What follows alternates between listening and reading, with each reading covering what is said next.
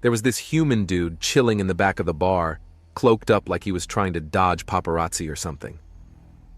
Humans in this joint are a rare sight, especially one who looks like he's about to brood some epic poetry. You know how humans are. They can knock back drinks that'd melt most species' insides. And this guy?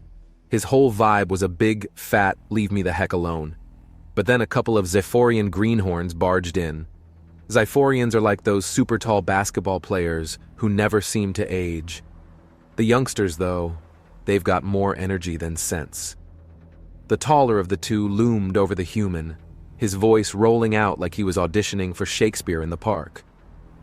"Dear Sir of Terra," he bellowed, with all the drama of a stage actor, "why dost thou shroud thyself in solitude, as if to claim dominion over this humble establishment?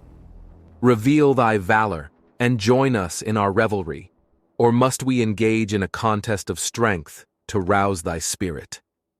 Mr. Human didn't even look up. The room fell silent, all eyes on the drama. He finally spoke, his voice calm, but with a no-nonsense edge. "Guys, give it a rest. I'm not here for company. Back off, or you'll wish you had." The Zorians were taken aback, not sure what to make of it, but obviously irked.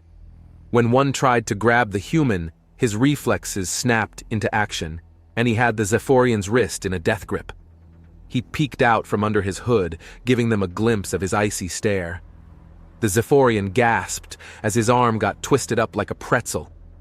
Standing up, the human held him like it was child's play. "Lesson 1, the human said, serious as a heart attack. "Don't judge a book by its cover." A quick twist, a crunch, and the Zorian was on the floor with his buddy, both groaning and clutching their limbs. The bar went silent, all eyes on the human, as he pulled out a piece that looked serious. "Lesson 2, he said, as cool as ever. "We're not scared of a fight. This was a little lesson in manners. Tell your bosses to stay clear of human space, or it won't be so easy next time." He tossed some coins on the bar and made for the door when the old Vrexian bartender spoke up. "Stay thy departure, noble Terran," the bartender intoned, his voice filled with the gravitas of ancient wisdom. "The scions thou hast bested are of esteemed heritage. Thy actions this eve may stir a tempest." The human didn't skip a beat. "If they want more, they know where to find me." The bartender nodded sagely. "Take heed, for their matriarch has bred warriors mighty in size and strength. They await thee beyond the confines of this city, where the rule of law is but a whisper." The human cracked a half-smile as he reached the exit. "Good looking out. I'll be sure to send him your regards." The human, now at the threshold of the bar, paused, seemingly amused by the bartender's ominous warning. He wasn't the type to back down, and the promise of a challenge beyond the city's glow seemed to spark a light in his eyes. The bartender, a being who had seen more years and stories than most in the bar could fathom, watched the human with a mix of respect and concern. "Thanks for the tip," the human said, tipping an imaginary hat. "If they're anything like their kids, it'll be an interesting night." The Zorian brothers, now nursing their pride and sore limbs on the sticky bar floor, exchanged glances, a mixture of shame and vengeful plotting evident in their expressions. They were young, sure, but their lineage was ancient, their family one of power and influence. This human had humbled them, and such slights were not taken lightly in Zorian culture. As the human stepped out into the neon-lit streets of the intergalactic city, the air buzzed with the energy of 100 alien species going about their business. The city was a crossroads for traders, travelers, and those looking to lose themselves. It was the kind of place where a story could begin or end at any turn. Meanwhile, the Zorian brothers hauled themselves up, their eyes following the human's exit. "We shall not let this affront go unchallenged," the taller one declared, his voice now less theatrical and more determined. "Our mother must hear of this, and justice shall be rendered in accordance with the honor of our house." The bartender, his hands as weathered as the cosmic winds that sculpted the mountains of Meridia, continued to polish the glass with a cloth woven from the fibers of a bygone celestial event. His eyes, deep and dark as a black hole, held within them the flickering lights of countless stars and stories. He nodded slowly, the motion as deliberate as the orbit of planets. "I've seen this tale before," he murmured, his voice a low hum, resonating with the wisdom of eons. "Pride and revenge, they're like twin stars in a binary system, locked in a dance that can only end in their mutual destruction. They stir the pot of fate until it boils over, scalding those too close to the flame."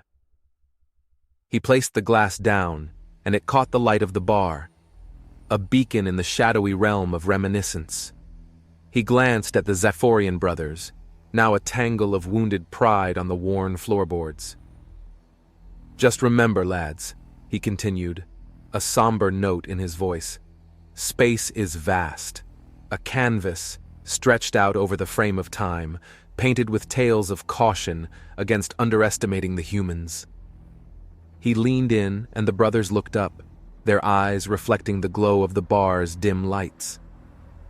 "Humans," he said, "are the wild cards of the cosmos. They come from a blue jewel that has faced calamities that would have silenced lesser species. They've endured, adapted, and thrived. They've stared into the abyss of their own extinction and have always come back stronger, their spirit indomitable." The bartender straightened up, his silhouette casting a long shadow over the brothers. "Across the galaxies, stories abound of humans performing feats that defy logic. Their willpower is the stuff of legend, their ingenuity a force that bends the rules of technology and magic alike. They are poets who write with the ink of innovation and warriors who dance to the rhythm of survival." He pointed to the door through which the human had departed. "That man out there, he carries within him the legacy of an entire species that once looked up at the stars and refused to be bound by the gravity of their world. They are explorers of the unknown, taming chaos, forging paths where there were none." The Zorians listened, their thirst for retribution now tempered by the old bartender's words. "In your quest for honor, be wary not to become a cautionary tale yourselves. For every human that falls, a dozen rise, their resilience matched only by the endless expanse of space itself." With that, the bartender returned to his duties, leaving the words to hang in the air like the dust of a supernova, eternal and ever-present.